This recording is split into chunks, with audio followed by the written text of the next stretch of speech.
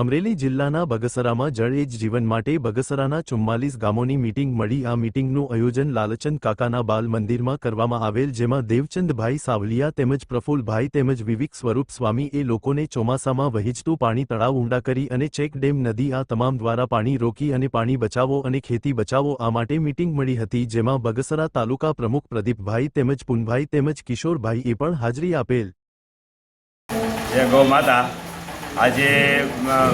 બાલ મંદિરની અંદર બગસરામાં અમારી કિસાનોને એટલે કે 42 ગામોના જે દરેક સરપંચ અને આગેવાનો અમારી પાણીની મંડળીને બોલાવેલા અને અમે જે અભિયાન શરૂ કર્યું છે કે ભાઈ 42 ગામમાં 25 ઇંચ વરસાદ પડે ત્યાં સુધી ટોટલી પાણી જમીનમાં ઉતારું, એના હિસાબે અમે રથયાત્રાનું બધું આયોજન, હિટારસી કેવી રીતે મળી શકે એનું આયોજન, અમારે ગીર ગંગા